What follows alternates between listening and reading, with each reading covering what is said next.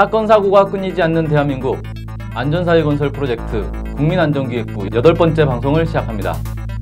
저는 외교안보 파트를 맡고 있는 문부장입니다. 안녕하십니까. 생활안전 파트 찌라시입니다. 안녕하세요. 사회안전 파트 박박수입니다. 8번째 방송 만에 드디어 출연료를 받았습니다. 이거 보이시죠? 비타500. 어때?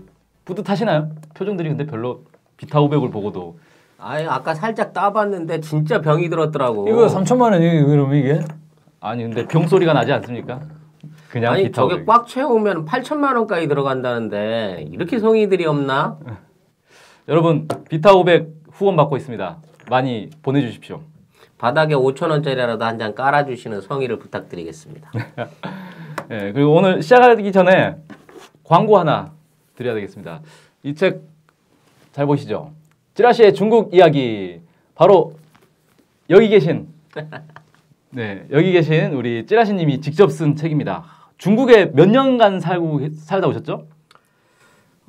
산 기간은 한 5년 정도 되고요. 네. 계속 왔다 갔다 하면서 사업을 한다고 무수히 많은 한국의 재화를 중국에 쏟아 부었죠, 제가. 네. 중국의 이 경제 발전에 많은 이바지를 하셨군요. 네, 초창기 경제 발전과 중국인의 사기술이 늘어나는 데 있어서 막강한 그 기회를 제공했던 것 같습니다. 예, 아무튼 그 중국에서의 오랜 이 사업 과정에서 보고 배운 이 중국의 내면을 아주 잘 정리한 책입니다. 꼭 한번 읽어보시기 바랍니다. 아니 저는 이 책을 딱 보다 보니까요. 실제로 저 찌라시님 책을 봤는데 맨 처음에 이게 관시로 시작을 하더라고요. 관시가 뭐죠? 저희 그 예전에 드라마 미생 모르세요? 드라마 미생에서 보면 그 이경영이 이런 얘기 하지 않습니까? 뭐니 해도 중국은 아직 관시야. 응? 그런 얘기가 나오거든요. 그래서 이걸 딱 보고 찌라시님의 중국 이야기를 보면서 아니 미생 작가가 이걸 먼저 봤나? 네. 저도 상당히 그 부분에 대해서 의구심이 갑니다. 네. 왜냐면 제가 1년 동안 방송을 쭉 해왔던 내용 중인데 그러세요? 이 방송이 본격화되기 시작하면서 또 미생이 같이 나오기 시작하면서 그 대목이 물려가지고 네. 그 기묘한 접점에서 많은 질문들을 받았죠. 혹시 자문해 준 적 있냐? 그러나 관시라고 하는 것은 뭐 자문의 대상이 아니고요. 중국을 거래하는 데 있어서 가장 기본적으로 알아야 될 철칙 같은 겁니다. 근데 우리나라 사람의 그 상식에서는 이해가 되지 않는 어떤 인간관계 철칙인데 이 모든 게 사회, 정치, 경제 전반에 베이스로 깔려있는 그 부분을 중심으로 한 중국 이야기를 실증적으로 한번 써봤습니다. 좀 다른 책에서는 볼 수 없는 남다른 시각과 어떤 특징이 있는 책이니까요. 중국에 관심을 가지시는 분들이 한번 좀 읽어보시길 권하고 싶네요. 제가 좀 보니까 이 중국 현지의 냄새가 막 나요. 황토 냄새가. 중국 냄새가. 황사 바람이 막 느껴져. 네, 제가 혹자는 그 중국 외교부에서 저한테 자금을 줘서 이런 방송과 책을 쓴다 하는 그런 오해도 받고 있습니다. 중국 통이시군요. 그런 셈이죠. 네.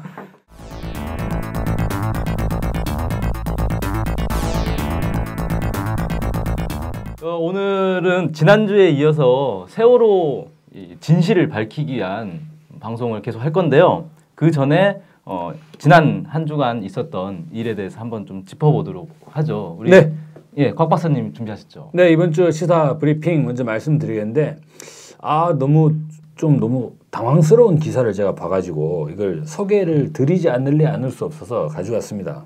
갑자기 어떤 기사였냐면 여의도 공원에서 50여 개의 안전사고를 체험해보세요. 사고를 체험해보라고요? 무슨 말이에요 이게? 사고 당해보라는 얘기인가요? 안전사고를 체험해보래요. 그래서 눌러봤어요. 눌러봤더니 생활에서 마주칠 수 있는 50여 개의 각종 재난재해를 한 자리에서 체험하는. 그리고 물론 대처법을 배우는 거죠. 근데 난 좀 놀라는 게 뭐냐면 우리 사회에 이 안전사고가 50여 개 유형이 있구나. 근데 이 내용도 너무 충격적이에요. 물론 생활안전마다 이거 파트도 저희랑 비슷해요. 우리 못 뺏긴 것 같아요. 생활안전 파트 그리고 여기는 신변안전 파트 이렇게 있는데 생활안전 마당에서는 전기 가스 안전, 승강기 안전, 심폐소생술 등 무려 17개의 분야가 있습니다. 이거 체험하면은 체험 마크를 찍어준대요. 학생들에게. 근데 충격적인 건 신변안전 마당인데요. 여기는 아동학대 체험? 뭐지 그건? 아동학대? 그리고 성폭력? 벌떡인다. 미아 방지? 물론 이게 뭐 방지 체험이겠죠. 아동학대 방지 체험, 성폭력 방지 체험이라고 생각이 드는데, 근데 이게 각 체험 코너에서 체험을 완료하면 스탬프를 찍어준다는 거예요. 그리고 이 스탬프를 5개 이상 모으면 안전 체험 이수증을 발급을 한다는데, 아니 그러면 초등학생 애들 가가지고 성폭력 뭐 안전 대책 체험을 가면, 자, 저 사람이 성폭력 범이에요 이러면 다가가면, 자, 이렇게 그때는 이렇게 소리 지르는 거예요. 뭐 이런 걸 하라는 거예요, 지금. 뭐 그런 것 같긴 하네요. 이거 실체적으로 한번 가서 네. 직접 체험을 해보고 싶네요. 뭐 감전 체험 같은 거는 막 콘센트에 220V씩 한번 찔러보고 그러나? 승강기 안전 체험 태워갖고 막 3, 4층씩 떨어뜨려주고 이러나? 나 이거 기획한 의도가 참 예. 대단한 것 같은데. 제가 일전에 어떤 페이스북에서 어떤 글을 봤냐면요. 대한민국 성폭행범의 이 몽타주를 만들어 가지고, 네. 그러니까 여성들이 상상하는 성폭행범의 몽타주와 실제 대한민국 성폭행범들의 몽타주를 비교해서 여성들은 상당히 이제 다르다 이런 거예요. 그러니까 여성들이 생각하는 몽타주는 매우 눈매도 막 날카롭고 아주 그냥 범죄형으로 생긴 예, 딱 범죄형의 그런 사람으로 비호감형의 사람을 딱 상징을 했는데, 실제 이제 성폭행범들을 보면 아주 준수하고 스마트한 그런 얼굴을 가지고 있다라고 했는데, 근데 저는 그거 보고 어떤 느낌이 들었냐면, 이제 막 얼굴에다가 막 내고 있지 않습니까? 그러면은 애들이, 초등학교 애들이 뭐 알아요? 가다가 버스 타고 가다가 엄마 저 아저씨 성폭행범이야. 그래버리면 그 사람은 뭐가 되는 거야 그러면. 아니 여기 성폭행범 안전 체험에 그러면 이제 이건 얼굴은 전부 다 이 블라인드 처리를 하고 해야 되는 건지 뭔가 이상해지지 않습니까? 이런 그 말도 안 되는 어떤 행사를 통해 가지고 그 생활 안전에 관련된 부분에 대한 예방이나 뭐 이런 게 가능하다고 이걸 기획한 모양인데, 이건 정말 이거는 이제 사고 자체를 예방한다는 측면보다는 사고는 났어요. 어쩔 수, 사고는 났는데, 사고가 났으면 이제 시민들이 알아서 이제 대피를 훈련을 하는 거죠. 어차피 안전사고는 피할 수 없으니까 네. 당하고 난 다음에 어떻게 할 것인가를 배워라. 뭐 이런 취지라고 봐야 되겠네요. 결국은. 당하면 니들만 손해니까 알아서 도망가라. 네. 그런 대처법에 부분이에요. 대해서 주로 이제 알려주는 그런 거죠. 그렇죠. 대처법이죠. 네. 근데 이제 저는 그게 2가지 말씀드리고 싶어요. 첫째는 우리 사회에 이런 재난재해의 유형이 벌써 50여 개의 유형이 존재한다. 그걸 또 시민들에게 알리는 거니까 이게 충분히 이 일어남직함 그런 사건들 유형만 모았을 거잖아요. 그렇죠. 자주 겪을 수 있는 있을 수도 없는 일들을 이렇게 체험마당을 만들진 않을 거고. 근데 이런 내용이 무려 50여 개에 달한다는 게 상당히 좀 충격적이었고요. 그리고 또 아까 말씀드린 것들처럼 좀 세세하고 꼼꼼한 그런 이제 좀 행사 진행이 좀 필요하지 않을까 이런 생각은 듭니다. 꼭 한번 가서 저도 도대체 안전사고에 어떻게 대응을 하라고 매뉴얼을 내놓는지 한번 확인을 해봐야 되겠네요. 난 좀 이게 좀 이상하더라고요. 그 미아방지 체험도 있어요. 미아방지. 애를 막 사람들 많은 데다 버려놓고 부모를 찾아가라 그러나? 네, 거기서 애를 버려놓고 부모가 사라지는 거예요. 그럼 애가 놀라는 그 어릴 때 그 스트레스 충격을 받지 않습니까? 세월호 사태, 그러니까 세월호 사고가 난 다음에 교육부가 했던 그 교육 지침이 생각나네요. 일단 수학여행은 가지 마라. 그 다음에 수영 교육을 의무화하라. 네. 뭐 어쩌란 얘기야. 그렇죠. 예.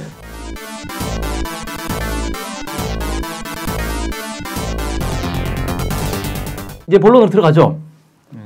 지난주에 이어서 이 구조부터 다시 좀 들어가 볼게요. 세월호 사건. 세월호 사건에 이제 지난주에 이제 저희가 구조 과정에서의 문제점들에 대해서 쭉 얘기를 했는데 그 이어서 좀 더 얘기를 해보면 좋을 것 같습니다.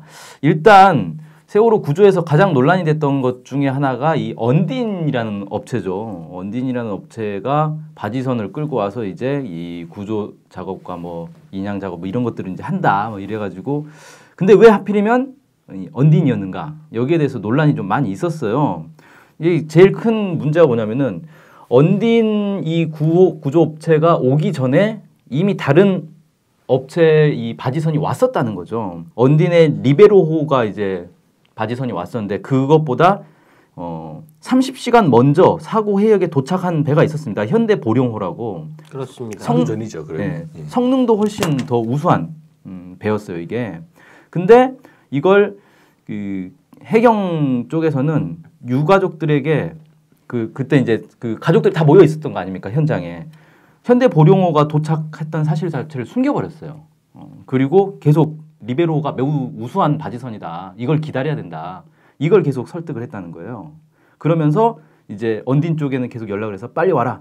큰일 났다. 지금 현대 보령호가 먼저 와버렸다. 뭐 이렇게 얘기하는데 이게 그 알박기라는 용어가 있대요. 이런 그 구조 현장에는. 그러니까 배가 예를 들어 침몰을 했다. 그러면 먼저 도착한 그 구조선이 그 배를 구조할 수 있는 일종의 이제 관행 같은 게 있는 거예요. 레커차가 그 체인 걸면 자기가 끌고 가는 거랑 똑같은 거죠. 차 사고 나면 먼저 도착한 레커차가 이기는 거죠. 그래서 이제 배가 깔아앉았다라는 소문이 들리면 바지선들이 이렇게 근처에 있는 바지선들이 다 출동한다는 거예요. 먼저 가서 자기들이 이제 그걸 딱 하려고. 근데 보령호가 먼저 도착했는데 이걸 못 가게 막아버린 거죠. 구조 작업에 투입이 못 되도록 막아버리고 언딘에 계속 연락해서 빨리 와라. 지금 큰일 났다. 딴 데가 먼저 와버렸다. 이렇게 이제 얘기를 한 거예요. 그리고 사실 이 구조 어떤 업체가 와서 구조할 것이냐와 관련해서는 이 해운사 쪽에도 선택 권한이 있는 거 아닙니까? 그럼 청해진 해운에는 또 이 해경에서 어떻게 했냐면 연락을 해서 이미 언딘에서 도착을 했다. 언딘에서 구조 작업한다. 그러니까 거기에 맡겨라. 이렇게 거짓말을 한 거예요. 언딘 오기도 전에. 근데 이제 이런 그 3일 동안 언딘을 기다림으로 해서 골든타임을 날린 데 대해서 많은 당시에 의혹들이 있었습니다. 뭐 정부가 고의로 방조를 했다는 얘기도 있고 배가 가라앉을 때까지 기다린 게 아니냐 하는 의혹도 있긴 있는데 이와 관련해서 그 해경 관계자 3사람이 지금 법적으로 처벌 수순을 밟고 있어요. 이 3사람은 최상환 그 해양경찰청 차장 당시 그 다음에 박모 수색구조과장, 그 다음에 남호 해경 수색구조과 재난대비계 경감 이 3사람이 지금 이런 언딘에 대한 특혜의 주범으로 지금 그 법정 조사를 받고 있는데요. 일단 그 나경감 그러니까 재난대비계 소속 경감은 이 그 준공 허가도 안 나 있었다고 그래요. 그 당시 그 안전검사를 받기 전이었죠. 안전검사도 안 끝나 있는 그 리베로호를 통해서 이걸 구조를 해야 한다 하며 청해진 해원 측에다 추천을 했다는 거예요.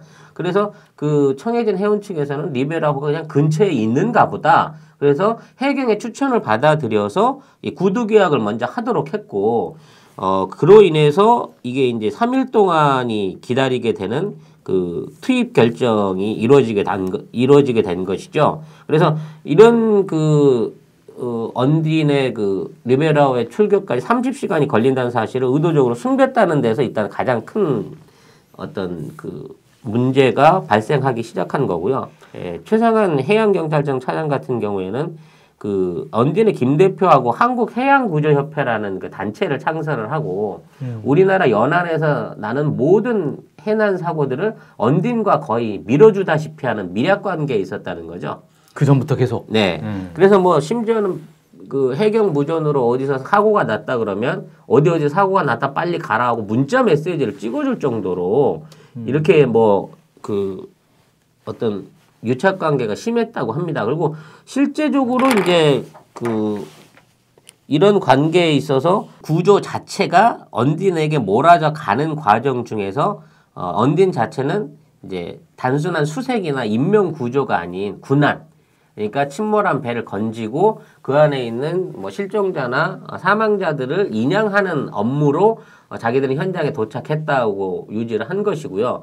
그 3일 동안 이루어진 그 일종의 방치, 그 기간 동안에 얼마나 많은 생존자가 그 안에 살아 있었을지는 지금도 알 수 없습니다만 거기에 대한 어떤 희생자를 늘리는데 가장 극적인 역할을 했던 사람들이 이 해경 관계자들과 언딘의 대표라고 하는데 여기에 대한 좀 강력한 어떤 처벌과 수사가 지금 이루어지지 않고 있다는 것이 지금 문제점이 아닌가 이렇게 지적이 됩니다.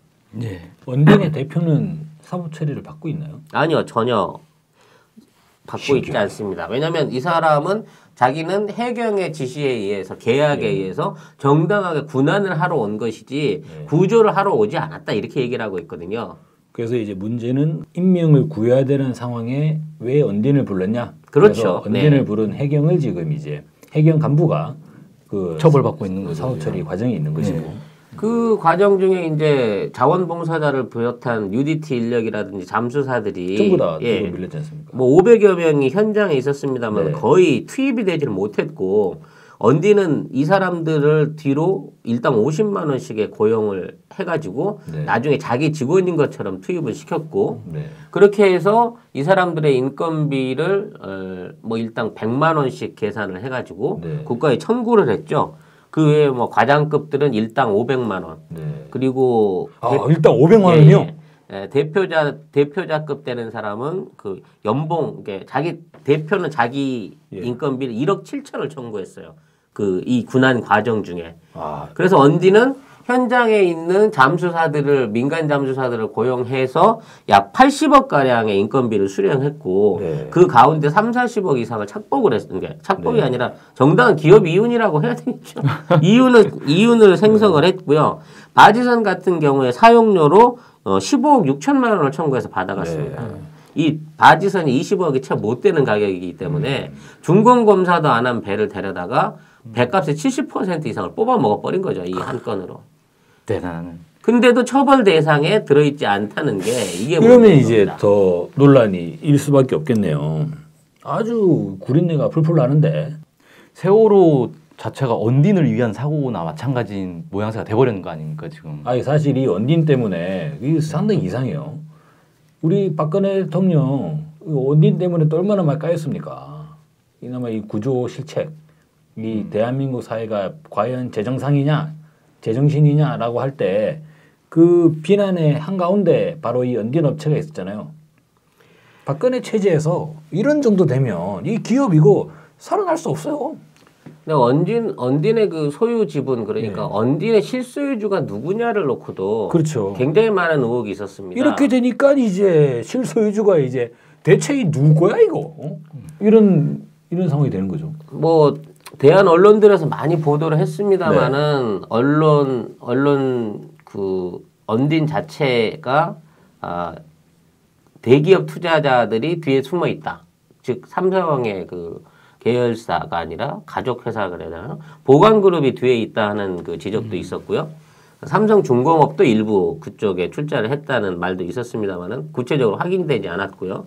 또 언딘과 관련해서 언딘이 이번 전체적으로 그 세월호에 관한 인양에 관련된 계약까지도 전부 다 인수를 하게 되면 거의 뭐 상장사 수준의 규모로 엄청난 매출을 올릴 거다. 뭐 이런 얘기도 있었고요. 언딘이 그 아랍에미레이트 쪽에서 그 도쿠 공사를 하면서 공사를 뭐 60억 관련된 공사를 수주를 했다고 발표를 했는데 공사를 안 하고 선급금을 땡겨받았어요. 그 관련된 내용들이 또 이명박 그 전 대통령하고 연관이 돼가지고 그쪽하고 또 실질적인 관계가 있는 게 아니냐 하는 그 의혹이 김어준의 파파이스를 통해서 제기되기도 했었죠. 근데 그 많은 의혹 제기에도 불구하고 언딘에 대한 실체적인 조사, 기업에 대한 조사는 전혀 없었다는 점에서 이런 그 세월호 관련된 가장 그 심각한 주범, 그러니까 이 사고를 가장 구조를 부실하게 만든 원인이 언딘과 해경의 유착과 그 언딘의 무능력에서 있었다는 점에서 보면 사실은 청해진 해운보다는 언딘이 더 처벌을 받아야 될 대상인데도 불구하고 사법 처리 대상이 아니라는 점은 참 문제가 있는 것 같습니다. 그러면 이번 세월호 사건의 전 과정을 통해서 물론 이제 이런 대참사인데 이 참사를 통해서 이익을 받았다는 것도 참 그 자체로 뭔가 좀 도덕적으로 문제가 있겠는데요. 가장 이익을 본 집단이 언딘이네요. 일단 언딘과 그 청해진 해운이 관련된 유일한 뭐 상업 기업이기 때문에 이 두 그 회사의 굉장히 부실한 그 사후 처리와 조사에 대해서 한번 눈여겨볼 필요가 있을 것 같아요. 이를테면 적어도 청와대 뭐 박근혜 대통령도 뭐 사실 그 7시간 논란부터 해서 정치적 타격을 받았고 그리고 뭐 국정원이라든지 그건 뭐 국정원장이 또 나갔지 않습니까? 결국은 그리고 뭐 대통령실도 상당히 이제 좀 타격을 받았고 해경은 뭐 어찌됐든지 간에 일단 해경을 이제 해체하는 걸로 청해진 해운도 거의 주요 임직원들이 전부 다 세고는 차는 걸로 뭐 세월호의 선박들 선원들도 다 마찬가지로 그렇게 돼버렸는데 이러한 전반적인 상황 속에서 시민들은 여전히 세월호의 진상을 밝혀라 뭐냐 이런 얘기를 하고 있다는 거죠. 여기에 문제를 보니 언딘은 왜 그러면 뭐예요? 언딘만 유일한 승자가 되고 수십억을 챙겼는데 언딘에 대해서는 실체적으로 밝혀진 게 거의 없기 때문에 그건 뭐 차제에 놓고 보더라도 청해진 해운에 대한 처리도 굉장히 이상한 부분이 많습니다.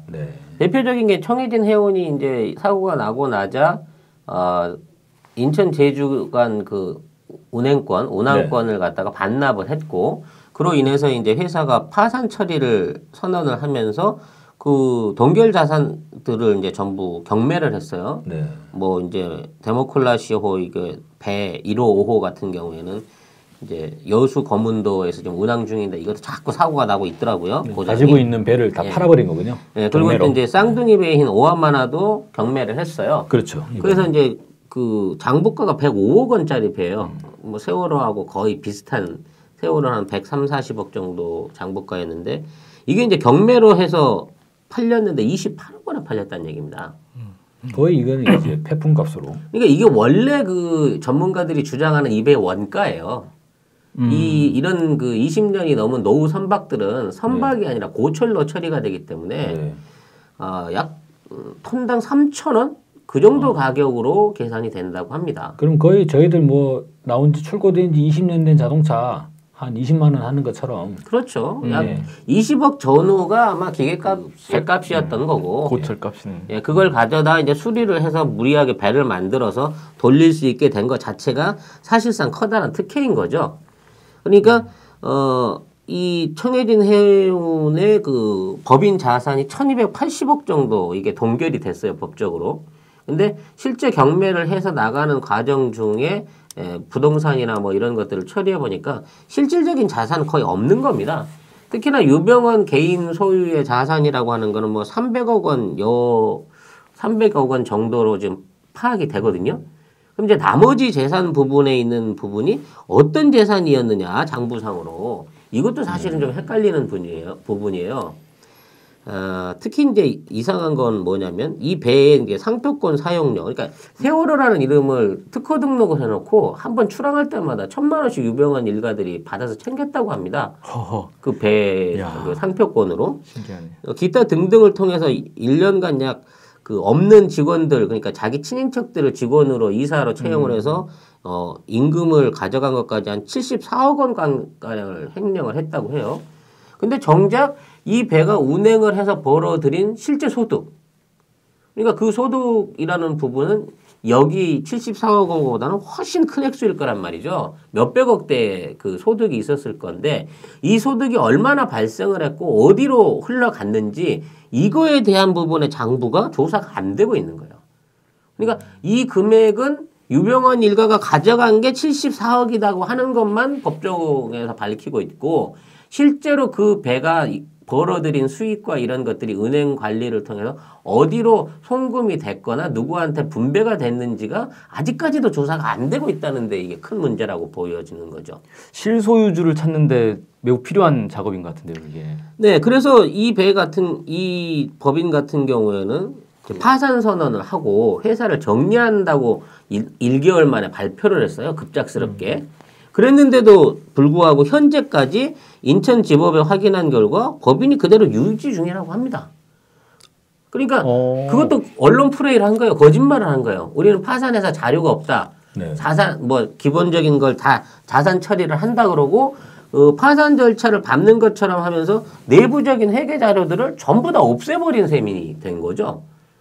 그래서 그 후에 뭐 이제 양우공제 관련한 내용도 나오고 국정원 실소유를 증명할 수 있는 그 보고문건 같은 게 나오지 않았습니까? 네. 실제 그 과정 중에서 세월호가 영업하는 과정 중에 만들어낸 이익들이 양우공제나 그 기타의 어떤 투자자들에게 돌아갔을 가능성이 높은데 이 부분에 대한 수사가 없다는 점이 네. 지금 굉장히 의구심을 사고 있는 상황인 겁니다. 그동안 세월호에 140여 회에 가라는 출항, 그 운행 과정에 벌어들인 수익을 과연 누가 가졌느냐? 그렇죠. 실소유주가 누구냐 이거죠. 사실상. 당연히 돈은 실소유주로 갔을 거기 때문에. 근데 그런 은행 기록이나 송금 기록이나 이런 것들을 전혀 내놓지 않고 우리는 파산하니까 못 내준다. 없다. 이건 말이 안 되는 거죠. 그리고 정부는 이제 이 유병헌 회장의 횡령 금액 요거를 가지고 유병헌이 실소유주다. 그렇죠. 이런 논리를 이게 가지고 딸딸 있는 긁어낸 게 74억이란 얘기입니다. 네. 생각보다 얼마 안 되는 건데. 그런죠. 얼마 안 되는 거예요. 전체 아마 배값이 얼마인데. 예, 세월호가 벌어들이는 그 총 매출에 비하면 10분의 1도 안 되는 금액입니다. 이 정도 금액은. 이게 지금 요렇게 74억이 되면 단순 계산했을 때 배가 한번 제주를 갔다 오면 5천만 원이 그렇죠. 넘는다는 예. 얘기가 돼버리는 꼴인데. 그리고 이제 이 배가 처음에 도입됐을 때부터 네. 뭐 이명박 정부 시절입니다만 갑자기 그 운행할 수 있는 게 10년이 연장이 되지 않았습니까? 그래서 네. 20년 된 그 노선박을 수입을 해서 들어왔고 경매를 해봐서 나타났지만 28억밖에 안 된단 말이에요. 이 정도 사이즈 배들은 원가가. 근데 그걸 산업은행이 100억에 대한 대출을 해줬다는 것. 네. 구입비와 인테리어 비용까지도 전부 쳐가지고 100억을 돈을 줬다는 거예요. 근데 이 100억이라는 돈이 도저히 믿을 수 없는 돈이 되는 겁니다. 이거는 분명히 도입 과정 중에 어느 정도의 부정이 있지 않았을까. 이건 거의 그 그러네요. 확실해 보이는 부분인데 네. 이런 부분에 대해서도 전혀 조사가 없어요. 네. 그래서 그 당시 대출을 이 정도 해줄 수 있는 여신이 정당한 여신이었나. 또 그 과정에 부실은 없었고 어떤 관계 그 정관계 로비가 있었나를 꼭 밝혀야 하는데 현재 검찰이나 이쪽에서는 전혀 이 부분에 대해서는 손도 대지 않고 있죠. 그리고 이게 또 성완종 사건도 약간 유사한 모습이 보이는데 뭐 사건 당사자가 이미 사망하셔서 어쩔 수 없다라는 입장이지 않습니까? 유병헌 이 부분도 이제 유병헌 회장이 백골로 발견됐기 때문에 뭐 더 이상 추적할 수 없다 이런 식의 입장을 가질 것 같네요. 세계 법의학 사이에 없을 정말 정교한 그 뭐라 그래야 되나요? 말도 안 되는 시신이라고 생각을 합니다. 제가 그 저희 유병헌 회장으로이라고 주장하는 그 시신에 대한 문제가 작년 여름 그때 이제 논란이 됐었죠. 작년 7월 달이었죠. 네. 그때 제가 알고 있는 이제 의사 선생님한테 여쭤봤는데 그분 말씀이 법의학이라고 하는 게 대한민국의 법의학이라고 하는 게 상당히 보수적이라는 거예요. 매우 보수적이라서 그런 논리로 모든 걸 다 풀어나간다고 합니다. 법의학이라고 하는 게 100% 확신을 할 수 없다는 거죠. 5% 아닐 수 있지 않느냐. 예를 들어가지고 이 시신은 유병헌 회장의 것이 아닐 확률이 95%라까지 얘기할 수 있는 거지. 이 시신은 100% 아니다라고 말은 아무도 못한다는 거예요. 법의학이라고 하는 맹점. 근데 이제 그 부분을 물고 늘어진다는 거죠. 그래서 5%의 예외일 수 있지 않느냐. 예. 그러면서 이제 쌍방의 주장이 전부 다 하나가 완전히 탄핵되지 못하기 때문에 자기들 주장을 계속적으로 이제 이어갈 수 있다. 뭐 그런 논리가 있다고 하더라고요. 뭐 여러 가지 뭐 온갖 변명을 다 갖다 댄다고 하더라도 손가락뼈가 자라나 있는 거라든지 목뼈 한두 개가 없어졌다 나타났다 해도 신장은 자기들 마음대로 조절해서 만들어내는 부분이라든지 뭐 썩어 문드러진 손가락에서 지문을 채취해서 그 사람이 맞다고 주장하는 부분도 그렇고 뭐 DNA를 통해서 본인 확인을 하는데 그 비교 대상이 사무실에서 주운 면봉하고 별장 화장지에 묻어있던 뜨거운 체액이다. 뭐 이런 것도 사실 우스운 거고요. 가장 저는 그 이상했던 게 그 치열, 네. 치과 기록을 보는데 그 치아가 수천억 자산을 가진 노인이 할 수 있는 치열이 아니에요. 임플란트 하나 없고 아래쪽에 이빨은 하나도 남아있지도 않고. 그리고 그 한 치과 의사가 이야기했지 않습니까? 그 치아 뒷면에 검게 착색된 부분 그거 이제 담배 펴가지고 그렇다고. 네. 이 사체의 주인은 불황자예요, 불황자. 일반적으로 건강관리를 받는 재벌 회장의 어떤 시체라고는 볼 수 없는 게 많지 않았습니까? 가방에서도 뭐 온갖 잡동사니만 나왔잖아요. 뭐 막걸리병이 나오고 1년 된 육포가 나오고 뭐 아주 충격적이었죠. 그리고 그 뭡니까? 그 선양 그 보해 전남지방에 보해 골드 소주병이 나왔잖아요. 그 7년 전에 단종된 소주병. 유병헌 회장이 참 어떤 좀 특이한 모르겠습니다. 어떤 사람인지는 모르겠습니다만 그거 분명히 그 순천 야산에서 발견이 됐는데 이럴 가능성이 높다고 보는 거죠. 순천 야산에 이제 그 불황자가 이리저리 다니다가 보해 골드면 요즘에 순천에 이제 살고 계시는 어르신들도 그 술 안 먹어요. 구할 수가 없죠 일단. 네, 구할 수가 단종된 걸 어떻게 구합니까? 이건 어디에 있냐면 그 순천 마을 시골에 슈퍼들 있지 않습니까? 먼지 쌓여 있는 슈퍼 밑에 창고 같은 데 가면 있어요. 이게 빈병을 주워 갖고 다니는 거예요. 빈병을. 그럼 이제 그 이따가 이제 주워 넣는 거고. 근데 거기에 보면 또 교촌 치킨 양념 소스가 있었다면서요? 머스타드 소스요? 그 가방 안에. 치킨은 아니고. 정작 그 당사자라면 꼭 있어야 신분증이라든지 휴대폰. 그렇죠. 그리고 안경 정도는 있어야 되잖아요. 네. 아무리 그거는 필수품이거든 현대인이라고 하면. 근데 그런 것조차도 없는 시신을 무조건 믿어라. 이거는 뭐 도저히 받아들일 수 없는 억지이고요. 그와 연관해서 이제 구원파가 꾸준히 주장했던 우리가 남이가 프레카드. 네.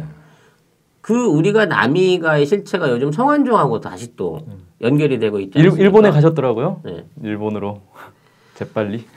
또 들어왔어요. 그 다음날 들어오긴 했는데 이제 성완종도 죽어서 지금 말을 못 하고 있지만 그 당시 대선 자금으로 해서 들어간 돈들이 있을 것이다. 거기 관계되어 있는 리스트들이 다 그 당시 그 대선에서 실제적인 그 돈에 관련된 그 역할을 주로 맡았던 사람들이 그 명단에 명료돼 있고 유병헌 같은 경우에도 500억 원 이상의 우리은행 대환 대출이 정치권에 흘러간 어떤 그 분위기가 포착되는 순간에 사망과 함께 이게 다 묻혀버렸거든요. 네. 그래서 이 정권의 핵심을 언제나 갈굴 때는 돈, 대선 자금이었고 그 창구가 항상 김기춘이었다는 거. 지금 이번 사건, 지금 1년이 지난 사건이지만 어떤 데자뷰처럼 이빨이 맞아 들어가고 있는 의혹이 또 하나 생성될 수 있는 그런 상황이 아닌가 싶습니다. 이 유병헌 회장 사체 DNA 검사를 이 장남인 유대균 씨와 비교할 수는 없나요? 부자 관계니까. 이제 그 친인척 관계가 성립한다. 이거는 이제 유전자 검사를 해서 유전자형이 될 수 있지만 본인이 맞느냐 안 맞느냐는 본인임을 확실하게 증명할 수 있는 샘플이 먼저 있어야 되거든요. 근데 유병헌 회장은 재벌 회장인데도 불구하고 뭐 10년간 의과 기록이 없다 그래요. 병원을 댕긴 기록이 없대요. 엄청 건강한 사람이었네. 아니 그게 아니라 자기 그 연수원 안에다가 주치의가 의료 시설과 치과 시설을 갖춰놓고 가족들이 다 거기서 진료를 받았다는 겁니다. 이건 무슨 의미인지 잘 모르겠어요. 근데 주로 이 재벌 회장들이나 이런 사람들 보면 그 전담 주치의 같은 사람을 두지 않나요? 그럼 아무리 주치의가 있다 그래도 강남에 있는 뭐 유명 병원이나 이런 데 있는 사람을 주치의로 쓰고 입원을 하지. 자기가 아무리 비밀 유지가 그렇게 중요하다고 해서 시골에 있는 기도원 지하에다가 의료시설을 해놓고 나는 거기만 가서 치료를 받는다. 이런 것도 사실은 말이 안 되거든요. 그렇죠. 그건 정말 말이 안 되네요. 아무튼 저는 그 개인적인 생각입니다만은 유병헌 씨가 반드시 어딘가에 살아있다. 요새 좀 형편이 개선하신 분들은 그런 보험 서비스들이 잘 돼 있잖아요. 그래가지고 정기 검진을 의무적으로 받게 돼 있고 그리고 또 전신 암세포 스캐닝 이런 것도 하지 않습니까? 그래가지고 어떠한 암도 초기 상태에 바로바로 잡아낸다. 그러면서 그 좀 이제 형편이 괜찮으신 분들에게 지속적으로 이런 사용을 권유하잖아요. 전국의 종합병원들이. 왜 안 했을까? 그런 거를. 네, 아무튼 유병원이 과연 진짜 사망했는가에 대해서는 믿는 사람 별로 없는 것 같아요. 제 주변에서는 제가 못 봤습니다. 한 명도. 또 이제 그 외에도 여러 가지 의문스러운 부분들이 있습니다. 그 시신들이 이제 인양이 돼가지고 가족들한테 인지가 됐는데 주로 밤에만 다 인양이 됐어요. 그렇죠. 예. 이때 당시에 그래서 좀 그런 얘기도 많이 돌았어요. 일부러 시신은 그냥 24시간 계속 건지고는 있는데 밤에만 그걸 이제 놔뒀다가 꺼내서 이렇게 인도하는 거다. 왜냐하면 낮에 그런 걸 하면 사진에 너무 잘 찍히니까 이게 국민들에게 이제 충격을 줄까봐 밤에 이제 사진 잘 안 찍힐 때 그냥 해서 마치 이제 큰 피해가 없는 것처럼 보이려고 한 거 아니냐 이런 얘기들이 많이 돌았죠 그때 당시에. 그리고 이제 시신의 상태가 너무 좋은 시신들이라든지 옷을 갈아입은 채로 발견된 시신들 뭐 이런 걸로 봤을 때 상당 기간 배 안에서 생존하지 않았겠느냐 하는 어떤 의심을 가져볼 수 있는데 이 모든 시신들에 대한 그 법의학적인 어떤 부검이라든지 과학적인 어떤 처리가 있질 않았어요. 그냥 배가 물로 잠긴 순간 넘어간 순간 이미 그 4월 16일 오후 11시 10시 이 배가 넘어간 시점에서 다 익사했다고 국가는 이제 일관적으로 주장을 하고 있거든요. 이와 관련해서 이제 의문을 가는 것이 그 승객들 전원에 대한 카톡을 사찰을 해서 내용들을 다 지워버렸다는 거예요. 그러니까 10시 40분 이후에 카톡이 발생했거나 신호가 발생했거나 내지는 어떤 수신이 가능할 수 있었던 기록 여부를 다 지워버리고 없애버렸다는 얘기입니다. 왜 그랬을까요? 내부에 생존자가 없다는 것을 증명하기 위한 거였겠죠. 저는 그렇게 생각합니다. 그게 구체적으로 뭐가 숨길 내용이 있었다든지 물론 그런 것도 있을 수 있겠죠. 배 안에 의문의 사고라든지 뭐 폭발이라든지 무슨 냄새가 난다든지 뭐 이런 뭐 수상적인 행동에 대한 어떤 증언이 카톡에 있을 수도 있었겠지만 저는 그 생각하는 것 자체가 사고 직후에 배가 뒤집어진 순간 모든 사람은 동시에 사망했다. 이러한 주장을 그 확실시하기 위해서 카톡과 문자 메시지, 페이스북 등에 대한 모든 기록들을 삭제하고 그 추후에 그 간간히 나오는 뭐 늦게 수신이 됐거나 뭐 그 시간에 발송이 됐었다고 주장하는 증거들에 대해서 완전히 아니다, 조작이다, 장난이다 하는 식으로 무시하고 있는 게 아닌가 이렇게 의심이 돼요. 또한 그 인양된 휴대폰들의 그 유심 카드들을 전부 경찰이 압수를 해서 네. 미리 검열을 하고 학부모에게 돌려주는 또 이런 행태들도 매우 의심적인 그 의문을 가지게 하는 내용 아니겠습니까? 그러니까 이 해경이 지금 자기들이 생존자를 구조를 못하니까 어차피 다 죽었다. 우리가 손 쓸 새도 없이 죽었다. 이런 식으로 이렇게 상황을 몰고 가는 것 같아요. 그리고 사실은 16일부터 그 사고가 난 당일부터 해양경찰은 일관되게 구조는 다 끝났다. 더 이상 뭐 할 수가 없다. 이런 식으로 해서 다른 구조팀들을 다 돌려보내지 않았습니까? 심지어는 16일 오전에 이미 구조 상황이 종료됐으니 진입할 필요가 없다라고 하면서 다른 구조팀을 돌려보낸 게 있다는 거예요. 그럼 오전이면 아직 완전히 뒤집어지기도 전인데 그때 이미 구조를 포기해버린 거죠. 그래서 이런 내용이 실제 구조를 하지 않으려고 한 것인가 정말. 그러니까 사고는 났는데 단순한 사고일 수 있는 것을 해경이 구조를 외면함으로 인해서 이걸 참사로 키운 게 아닌가 하는 의혹들이 계속 지금 제기가 되고 있는데 그런 부분에 있어서 해경은 전혀 인정을 하고 있지 않고 그 모든 책임을 123 경비정 한 척의 어떤 실수로 보내고 있거든요. 근데 500여 명이 가라앉는 해양 사고에 경비정을 한 대만 투입시켰다는 해경의 그 의도라든지 의혹도 도저히 믿을 수가 없고 해경 1, 2, 3정의 실수라고 하는 것도 말이 안 되는 게 해경 1, 2, 3정에서 찍은 동영상 화면을 보면 해경 그 선원들이 지속적으로 해경 본부와 교신을 하지 않습니까? 그 지시를 받죠. 예. 그리고 계속 그 목포 해경에 지시를 받거든요. 그죠? 그런 화면들이 나오잖아요. 그런데 어떻게 이게 해경 1, 2, 3정의 독단적 행동이며 상부 지시에 의한 부분이고 그렇게 봐야 되죠. 근데 해경은 사실은 자기들이 구조를 떠나서 선체에 진입하기만 했어도 네.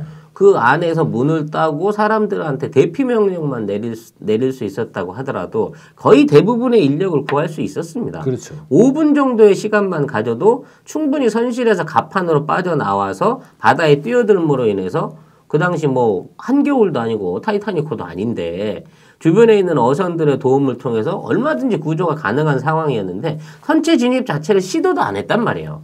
왜 그랬을까? 근데 법정에서 증언하는 이유가 무서워서 그랬다. 당황해서 그랬다는 거예요. 이런 경우는 처음이라 어떻게 할 바를 몰랐다는 겁니다. 근데 해경 1, 2, 3정은 대한민국 최우수 해경 경비정으로 2년 연속 최우수상을 받은 배예요. 그건 저는 그 설득이 여기 약하다고 봐요. 왜냐면은 그 해경 1, 2, 3정에서 먼저 고무보트를 띄워가지고 먼저 그 세월호에 접안을 시키고 거기서 일명 우리가 많은 네티즌들이 오렌지맨이라고 하는 사람이 내려가지고 탑승하지 않습니까? 1, 2, 3정에. 그리고 그 구조 대원 중에 한 명은 갑판에 올라갔어요. 갑판에 올라가서 걸어 다니기도 하고 그랬어요. 그러면 너무 당황해서 어떡하지 하다가 야 일단 고무보트 내려봐. 그래서 어떡하지 하다가 야 저기 일단 고무보트 하나 대봐. 그래가지고 사람을 구했다는 거예요? 그러니까 후미에 있는 선미에 있는 그 승객들에 대해서는 접근 자체를 안 하고 그렇죠. 선수에 있는 오렌지만과 일부 선원들을 옷 갈아입혀서 탈출시키는 데만 혈안이 돼 있었고 그렇죠. 오로지 해경이 구한 사람들은 선원들 뿐이었단 얘기예요. 그 당시로 따져놓고 보면. 그렇다고 했을 때 이 구조 태만에 대한 어떤 그 책임이 1, 2, 3정에만 있었겠느냐는 것은 도저히 있을 수 없는 얘기인데 현재 그 우리 법정에서의 조사 과정은 오로지 1, 2, 3정 개인 함장의 어떤 실수 태만으로 지금 몰고 가고 있죠. 해경의 동영상을 보면 이 사람들이 당황했다고 느껴지지 않는 게 계속 교신할 때 목소리가 나오잖아요. 아 지금 세월호 기울어져 있고 어떻게 되어 있습니다. 그러면 아 세월호 어떤 상황인가요? 빨리 좀 해주세요. 뭐 이게 교신이 왔다 갔다 하잖아요. 그럴 때는 차분한 목소리죠. 진행이 되다가 저는 이게 언제 이런 느낌이 들었냐면 세월호가 갑자기 나중에 기울어가지고 엎어지지 않습니까? 세월호가 이제 거의 수직으로 서면서 완전히 엎어져 버리잖아요. 근데 수직으로 있던 배가 넘어갈 때 주변에 해경 선원들이 소리를 지르더라고요. 오, 배 넘어간다, 배 넘어가 이런 식으로. 그런 동영상의 포인트가 있어요. 그래서 저는 아니 이 사람들이 그 시점에서는 뭐 당황한 것 같아. 근데 그 이전에 도착해가지고 세월호 주변을 돌면서 고무보트를 내려가지고 그 오렌지맨을 태우고 그리고 또 세월호가 더 기울어지자 이번에는 조타실로 가가지고 그 바지도 입지 않은 선장을 태우고 그 과정에서는 전혀 당황하지 않았죠. 그리고 아무리 사람이 당황해도 어떻게 당황해가지고 우왕좌왕하는 채로 20분을 있습니까? 이 사람들은 남들 경찰인데 아니 뭐 경찰 자격시험도 안 봤다는 거예요? 아니잖아요. 뭐 동네 아주머니도 20분간 당황하진 않아. 예를 들어 아파트에 어떤 일이 났다고 해봐요. 그러면 처음에는 당황하지. 하지. 근데 20분 동안 그러지는 않아요. 이상하죠. 아무튼 의혹입니다. 그 이제 저기 얘기도 한번 해보죠. 그 실소유주 논란이 됐던 그 국정원 문건. 세월호가 이제 완전히 가라앉고 나서 한 2개월 정도 지나서 아마 발견했을 거예요. 그 노트북을 이제 건져서 선실에서 건져 올린 노트북을 유족이 우연히 발견을 해서 그걸 증거 보존 신청을 해서 그 안에 있는 내용을 확인해 본 결과 국정원 보고 문건이라는 국정원 지시 사항에 대해서 어떻게 후속 조치를 했는지 그 문건이 나왔단 말이에요. 네.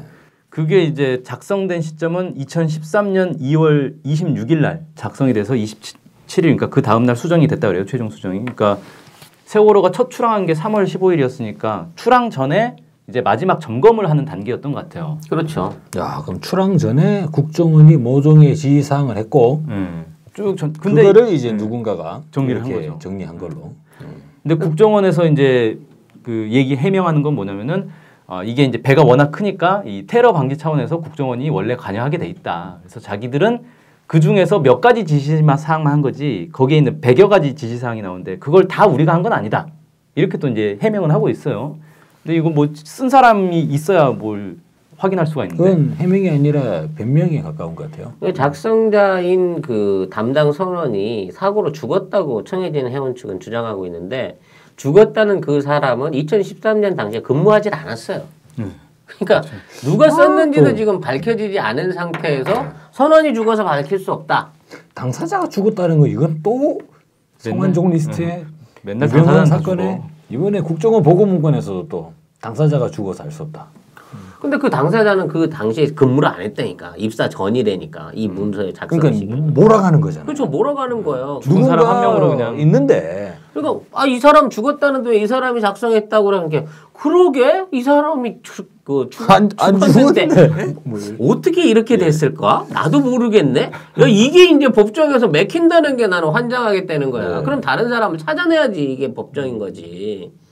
근데 더군다나 그런 그 국정원과 관련된 지시사항뿐만이 아니라 운행 초기에도 국정원 직원이 직접 탑승을 했다고 하고 그 후에도 국정원 관계자들이 그 배에 많은 시차를 와서 확인도 하고 네. 뭐 그 안에서 어떤 모임 뭐 회의 같은 것도 가졌다는 증언들이 있고요. 더욱 놀라운 건 이제 그 후로 드러난 양우공제회라는 그 국정원 내부의 불법 공제 조직. 그러니까 불법 단체들이 불법 단체죠, 이 단체가. 범법자들. 네, 사실 말로는 그 어떤 직원들의 어떤 공제 사업을 위해서 직원들 월급을 모아가지고 운영하는 단체라고 하는데 월급만 모아갖고 운영한다기에는 어마어마한 돈들을 막 골프장이라든지 이건 막 삥 뜯는 거 아니에요? 부동산이라든지 네. 이런 거거든요. 옛날에 이런 데다 투자를 몇십 년 동안 해왔는데 거의 성공한 투자가 없어요. 이 단체가. 조금 구체적으로 설명을 드리자 그러면 이게 이제 국정원법 내부에서 국정원 직원들한테 총 월급에서 뭐 7% 정도를 공제를 받는다고 해요. 그러면 이게 한 50억 원 정도가 연간 모인다고 합니다. 네. 근데 이 원래 이제 이 기금을 가지고 돈을 불려서 얘네들이 하는 거는 퇴직자들한테 어떤 그 재취업 비용을 위한 어떤 비용을 제공하거나 몇 년간 어떤 수당 같은 형태로 생활에 보조를 될 수 있게끔 지급하는 이 금액이 1인당 약 5천만 원 가까운 금액을 그 퇴직자들한테 지급을 한대요. 그래서 정상적으로 이게 공제가 됐다고 하면 이 조직 안에서는 들어온 만큼 다 쓰고도 모자랍니다. 네. 그만큼 지급만 하는데도.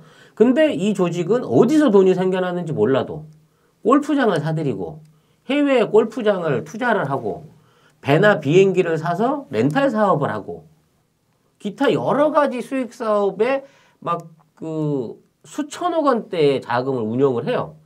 그 돈의 실체가 의심스러운 거야. 아니 그럼 이거는 지금 공무원 연금을 손댈 게 아니라 국정원 연금을 손대겠구만요. 그렇죠. 사실 이런 그 공제 단체가 그 어떤 사사로운 투자나 수익을 위해서 운영되는 것 자체가 불법이고 또 그 관리를 현직 국정원 안에 있는 그 재정 담당 차장이 하고 있다는 것도 불법이란 얘기예요. 네.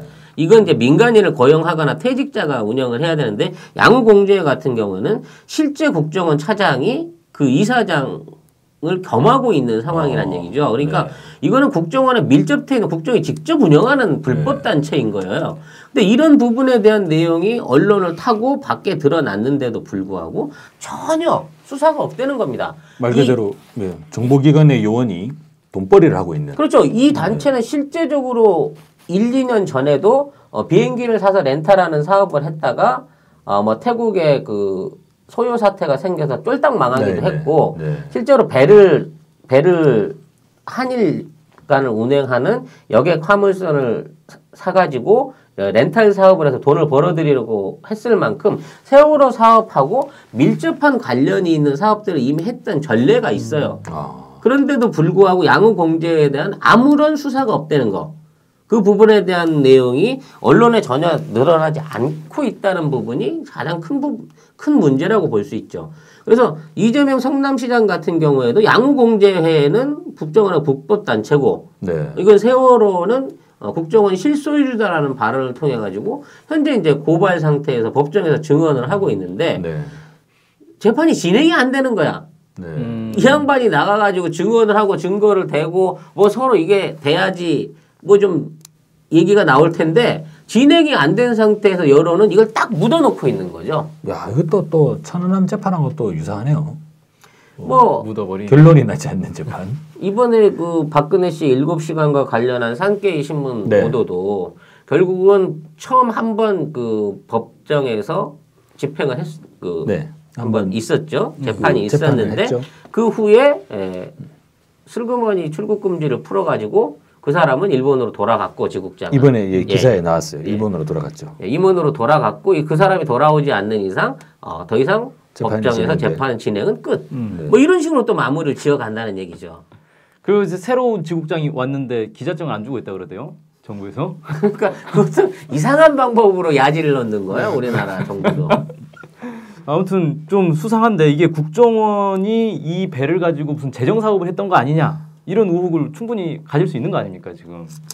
그 이외에 그 단순히 국정원만 이럴 수 있겠느냐 싶은 얘기가 그 후에 그 정부가 지금 유족들이라든지 세월호의 문제 처리에 있어서 과연 이게 정당한 수사 의지가 있느냐 싶을 만큼 이걸 뺑뺑 돌리고 왜곡시키고 하고 있는 게 1년째 그냥 똑같이 유지가 되고 있단 말이에요. 지금 팽목항 자체에 있는 어떠한 지원도 하지 않았고 그 후에 진상조사를 위한 어떤 그 검찰이나 이거 수사팀을 꾸리는 데 있어서도 사실은 굉장히 부실한 수사팀을 꾸려가지고 어떤 그 수사의 단계를 초동 수사에서 한계에서 끊어버린 거예요.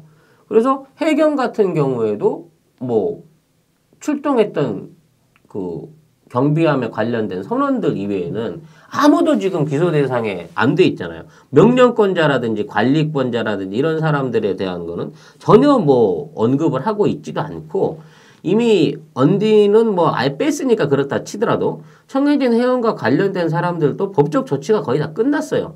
심지어는 유병헌 일가도 5월 달까지는 확정 판결이 있을 것으로 보입니다만 거의 뭐 그 1년 내외에 실형 내지는 집행유예에 준하는 처벌이 내려지게 될 것으로 보여요. 왜냐하면 주범이 아니니까. 그래서 그런 경우에는 지난 1년 동안 그 구속 수감된 기간을 따지고 나면 이제 6월 달 되면 유병헌 일가는 다 풀려난다는 얘기거든. 그와 관련해서 지금 선장도 재판이 다 끝났고 아까 해경과 관련한 사람들의 재판도 거의 마무리 수순에 들어가 있고 네. 그리고 지금 있는 이제 특별법 같은 경우에도 그 진통을 겪고 뭐 여야가 그렇게 치고받고 단식 투쟁이 있었고 뭐 삼보일배 뭐 도보 행진 700만의 서명 등 온 국민의 관심이 있었던 특별법도 또 시행령을 개판으로 만들어 가지고 실제로 조사 자체를 할 수 없게끔 지금 식물화 시켜놓고 있는 상황 아닙니까? 이런 시도가 과연 정부가 의지를 갖고 이 세월호에 대한 진상조사를 할 생각이 있는 거냐 아니면 이대로 엎어버리고 그냥 없던 일로 치자 하고 천안함처럼 강제로 묻어버리려고 하는 게 아니냐 이게 더 확실한 그 예상으로 보여지거든요. 근데 정부가 이걸 이제 사실 지금까지 보여준 모습은 지난 1년 동안 시간만 질질 끌고 진상규명에는 완전히 태공을 하고 있는데 정부가 굳이 그럴 이유가 도대체 뭐냐 이거예요. 아니 자기들이 그냥 진상을 밝히고 잘못한 사람이 있으면 처벌하는 게 오히려 정권의 지지율은 유지하는 데 더 도움이 될 건데 그게 이제 이걸 우리가 추측해봐야 될 음모론의 방향이 되겠죠. 왜 정부는 단순한 해난 사고라고 주장을 하면서 세월호에 대한 걸 국력을 총동원해서 이 무리한 어떤 조작과 축소 은폐를 시도하고 있느냐 그 원인을 예상해보는 게 필요할 거라고 저는 생각이 됩니다.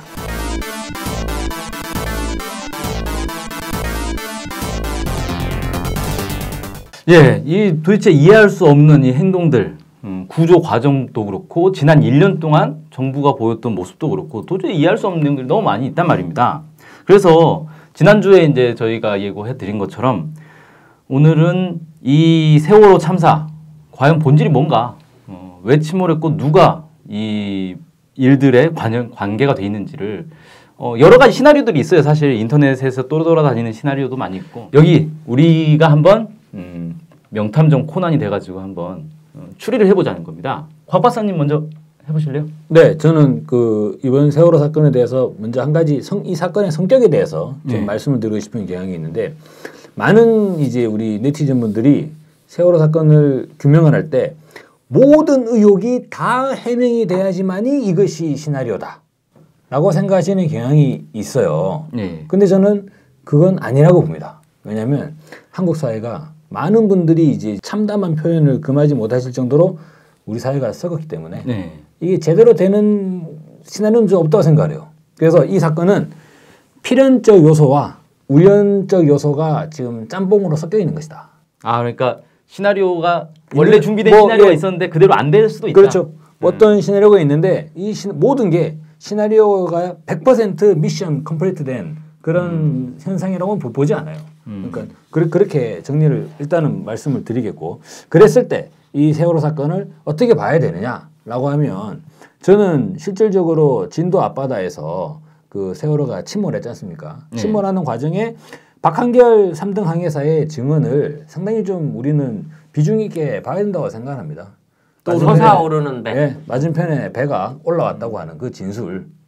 왜냐면 이거는 객관적인 사실이잖아요. 항해사가 진술했잖아요. 이렇게 맞은편에서 배가 올라왔다고 하는. 그래서 이제 기본적으로 우연 스타보드 완전히 우연으로 이제 최대한 꺾는 게 배와 만나면 당연히 우연으로 꺾는 거거든요. 원래. 좀 전반적인 정황을 봤을 때 3등 항해사의 진술을 우리가 살펴봐야 되지 않느냐. 그런데 레이더 항적성에 보면 이게 배가 없어요.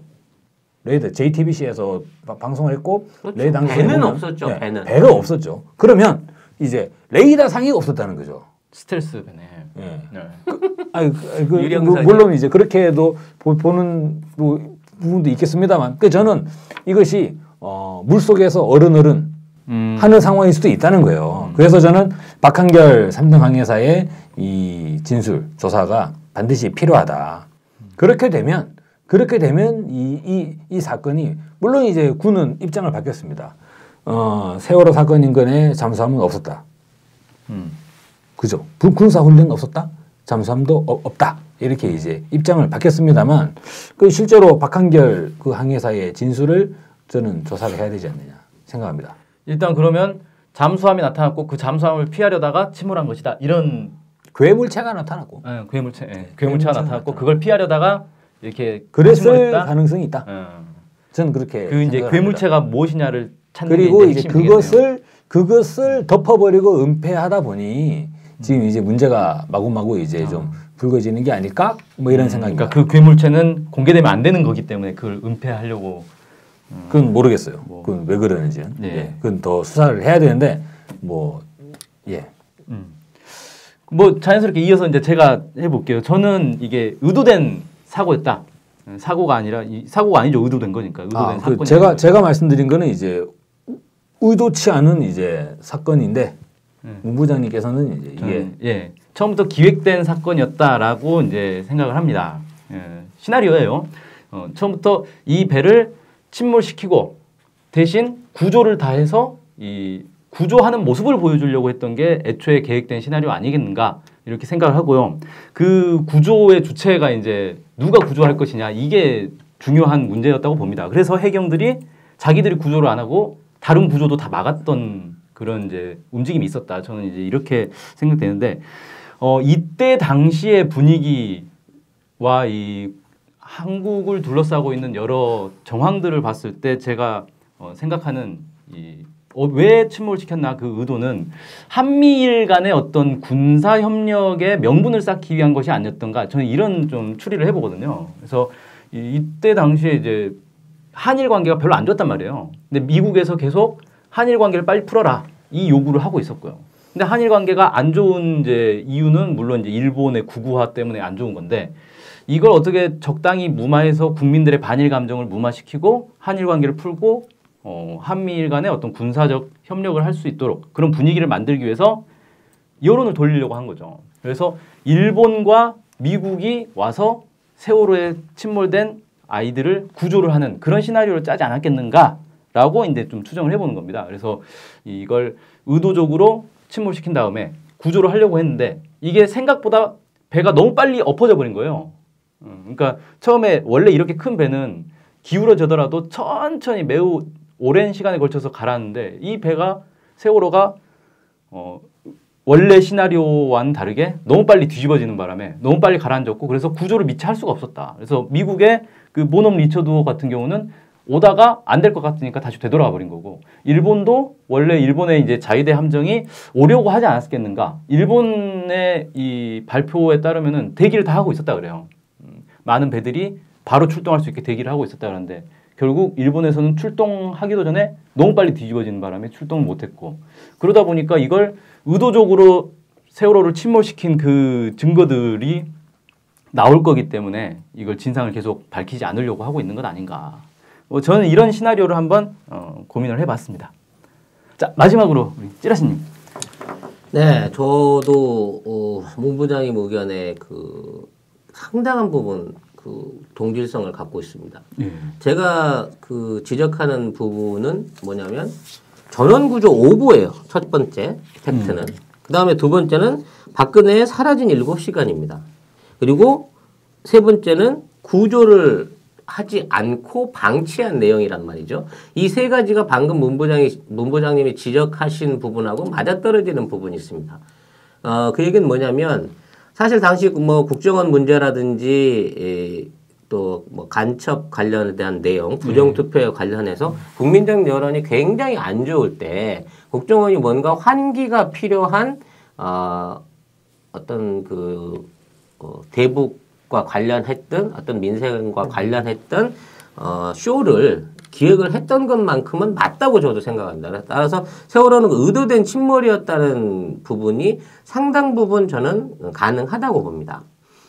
이건 이제 제가 쓰는 소설 부분이기 때문에요. 그래서 아마 초창기 시나리오는 저는 이렇게 생각합니다. 안개 속에 출항한 세월호는 군산 앞바다 앞쪽을 지나면서 아마 공해상에 근접한 외해로 나왔을 가능성이 큽니다.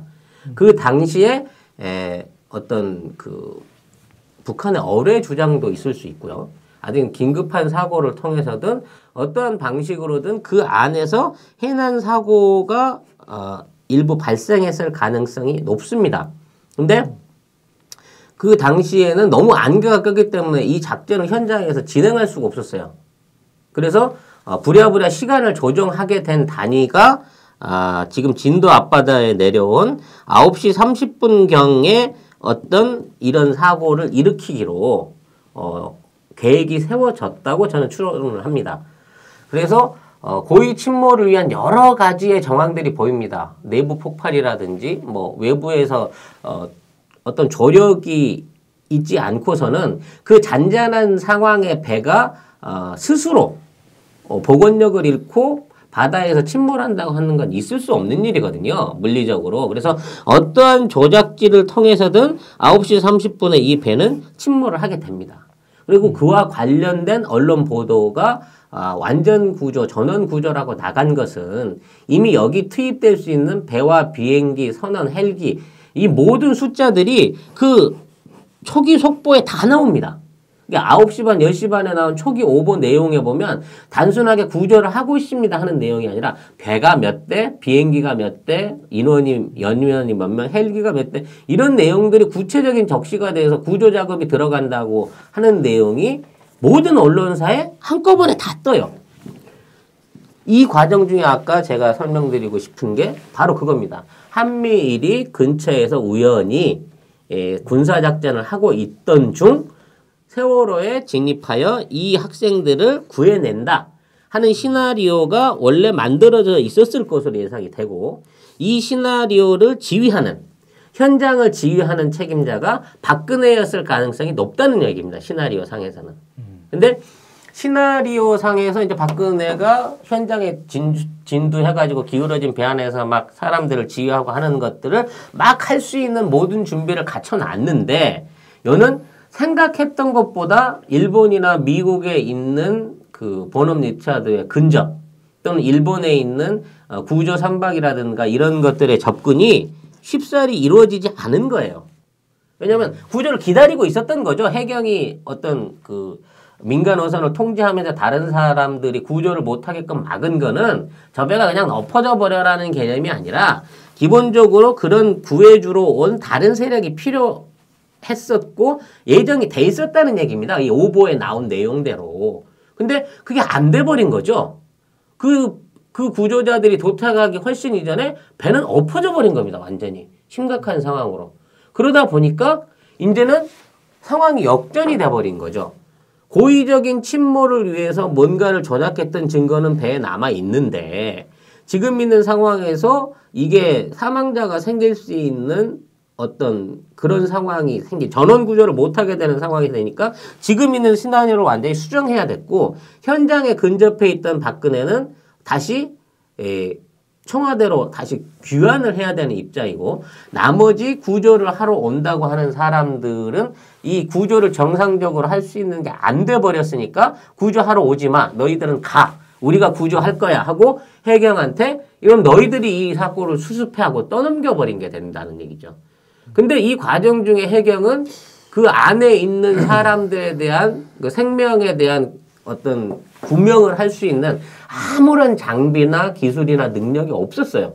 그러다 보니까 이게 단순한 해난 사고 정도에서 그칠 줄 알고 자기네들이 갖고 있는 매뉴얼 안에서 어떻게든 관리를 해오는 과정 중에 뭐 언딘을 찾을 수밖에 없었던 상황이 됐고 해경이 자체적으로 수습하라는 특명을 받은 입장에서 구조가 지연되는 동안 참사로 발전을 했다는 게 제 주장입니다.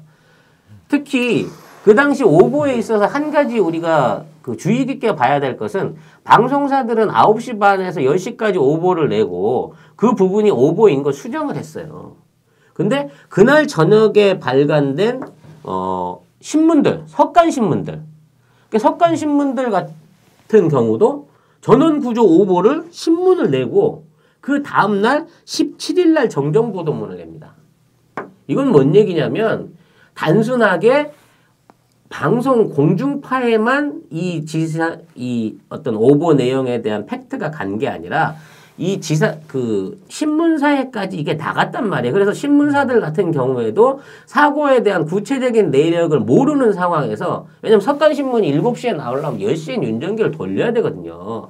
그걸 받아갖고 신문을 내버린 거예요. 이미 그 내용들을 구체적으로 활자로 찍혀서 나와버린 겁니다. 이 정도 됐다고 하면 이 과정 중에 생겨난 오보는 정부가 주장하듯이 무슨 교육감이 전화를 잘못해서 문자 메시지를 잘못해서 발생한 오보가 아니라 정해진 시나리오에 의해서 구조가 될 걸로 철석같이 믿었기 때문에 이걸 오보를 다 날렸던 거예요.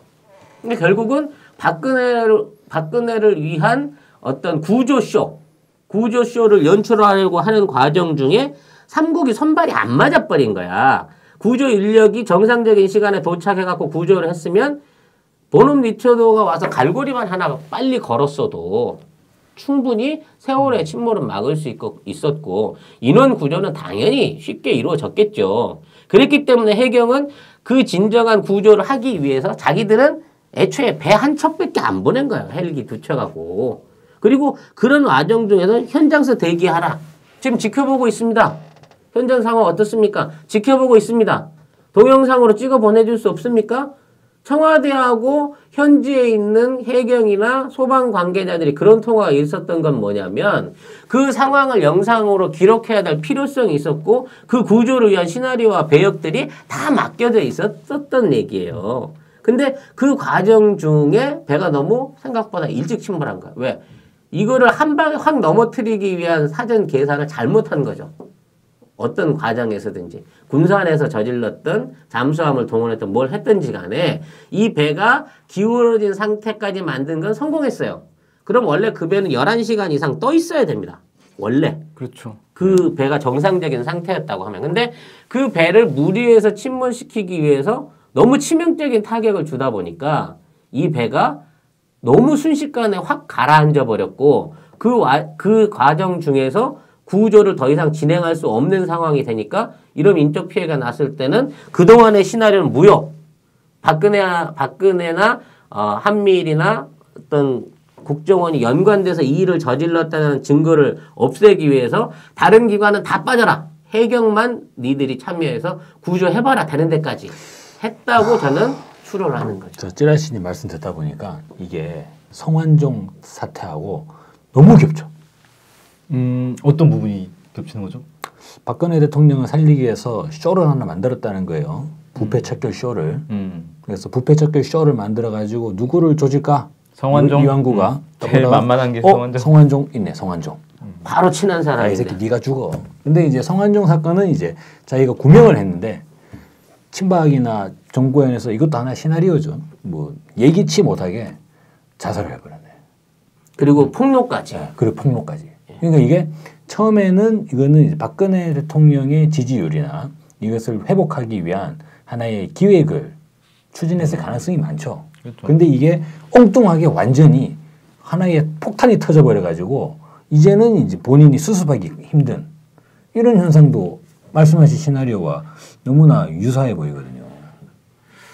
그래서 이제 저는 그 개인적으로 제가 소설을 쓴다고 생각하고 여러분한테 이런 말씀을 드립니다마는 그 과정에 결정적인 전원 구조 오보에 대한 데이터를 낸 사람이 누구냐. 상식적으로 국정원일 수밖에 없어요. 왜? 바다에서 일어난 해난 사고를 직접적으로 알 수 있는 사람은 그 안에 있는 승객이 제보를 하거나 뭐 VTS가 제보를 하거나 그 선사가 제보를 하거나 아니면 국정원이 직접 보고를 받았으니까 국정원이 제보하는 수밖에 없거든요. 근데 어느 군데 어느 사람도 그 내용을 방송사에 제보했다는 사람은 없어요. 루트는. 그럼 이거는 누군가가 사전 기획된 오보 내용을 돌렸고 방송사뿐만 아니라 신문사에 인쇄된 신문으로 나갈 정도까지 광범위하게 국내에 있는 언론들에게 보도자료를 돌렸다는 얘기인데 현재 대한민국에서 그 정도 능력을 할 수 있는 기관이 국정원이나 사정기관 아니고 어디서 이게 가능합니까? 그렇기 때문에 이런 시나리오가 충분히 가능하다. 그리고 말씀드린 박근혜의 7시간이 도저히 밝혀지지 않는 이유가 사고 당시 현장에 지휘를 준비하기 위해서 박근혜가 진도나 진도 주변 어디에 반드시 있었을 가능성이 높다는 거예요. 그리고 이 사람이 이 10시 이후에 야 이거 이제 사태가 틀어졌다고 해서 급거 귀가해가지고 그 안보 회의에 나왔을 때까지의 시간의 공백이 7시간이 나는 겁니다. 그래서 현장에서 할 수 있는 얘기는 구명조끼를 다 입고 있었다고 하는데 왜 그 학생들을 못 건지고 있죠? 이런 얘기밖에 할 수 없었다는 거죠. 왜냐하면 예정된 시나리오를 알고 있었기 때문에. 수첩에 그렇게 쓰여 있어요. 그렇죠. 수첩에는 이렇게 돼서 배는 배 침몰을 막고 학생들은 구명조끼를 입고 다 준비를 하고 있던 상황이어서 구조를 했습니다. 이렇게 됐어야 되는데 구명조끼를 입고 선실에서 기다려라까지도 시나리오의 일부였던 거예요. 근데 그 배가 뒤집어지는 시간은 예측을 못했고 그걸 구조할 수 있는 방법은 사실상 해경도 뒤집어진 배 안에서 7,000톤짜리 배가 뒤집어진 상황에서 인력을 구해낼 수 있는 방법은 없었죠. 그렇죠. 이제 잠수사들입니다. 네. 잠수사들을 이제 투입한 수밖에 없는데 그 전에 이미 잠수사들은 못 들어가게 막아버리는 상태였고, 예, 아무튼 뭐 3명의 3가지 시나리오를 쭉 들어봤는데요. 어디까지나 시나리오입니다. 증거가 없어요. 사실 뭐가 맞는지 그냥 정황을 놓고 이렇게 생각해보면 좀 들어맞는 게 있고 저렇게 생각해보면 또 들어맞는 게 있고 뭐 이렇습니다. 이걸 확인하기 위해서는 사실 진상조사를 제대로 해야 됩니다. 진상조사를 제대로 해야 되고 이걸 정부가 절대 협조를 해줘야 되는데 지금 상황은 정부가 나서서 협조를 하지 않고 있고 협조 정도가 아니라 방해를 하고 있죠. 진상조사를 가로막고 있고 그러다 보면 자연스럽게 이 사태의 주범이 정부 아니냐라는 의혹이 안 생길 수가 없다는 겁니다. 그래서 이 세월호 문제와 관련해서는 지금 정부가 이런 모습을 계속 보인다면 우리 국민들은 당연히 세월호 사건은 정부가 주범이구나라고 생각할 수밖에 없다는 거 좀 명심하고 지금이라도 정신을 차려야 되지 않겠나. 한 번씩 사고가 날 때마다 사람이 늘 죽었습니다. 정윤회 게이트, 문건 유출 게이트 때는 경찰관이 번개탄을 피워놓고 손목까지 그어가면서 돌아가셨고 세월호 때도 나지막한 나무에 혁대로 목을 매서 돌아가시는 단원고 교감생이 계셨고 이번에 선왕정 회장도 그 야산에 그 정도 회장님이 지갑도 없이 휴대폰 2개와 현금 8만 원만 들고 가서 넥타이로 목을 맸다 나무에. 이것도 난 사실 좀 모양새가 안 맞아요. 아무튼 어찌 됐거나 이 정부 안에서는 어떠한 의혹이 생기고 사건이 진행되는 과정 중에 사람이 죽고 죽은 사람이 모든 죄를 다 떠안습니다. 그리고 그 안에서 진실은 묻히죠. 유병헌이 죽고 송환정이 죽음으로 인해서 감춰져야 했던 진실은 그 사람들의 뇌물을 주고받고 그 사람들의 비리가 어땠었나가 아니라 좀 더 큰 실체, 그와 관련된 가장 큰 돈을 받았고 가장 큰 수혜자로서 배경에 있는 사람이 이 사건에 대한 진범과 또 그에 대한 조작을 지시하고 있는 게 아닌가. 그리고 그 모든 사건의 배후에 있는 어떤 한 사람이나 세력이 동일한 세력과 인물은 아닐까 하는 의심을 가져보게 됩니다. 네. 네, 지난주에 이어서 2주에 걸쳐서 세월호 참사 1주기를 맞이해서 세월호의 진실에 대해서 다시 한번 파봤습니다. 이렇게 해서 진실이 밝혀질 수 있으면 좋겠지만 사실 진실을 밝히기 위해서는 정말 더 많은 조사, 연구 그리고 세월호 조사권이 있어야 되죠. 네, 세월호 특별법이 정상적으로 좀 작동할 수 있도록 그런 일들이 필요할 것 같고요. 오늘 방송은 여기서 마치고 다음 주에 다른 주제를 가지고 또 여러분 찾아뵙겠습니다. 감사합니다. 감사합니다.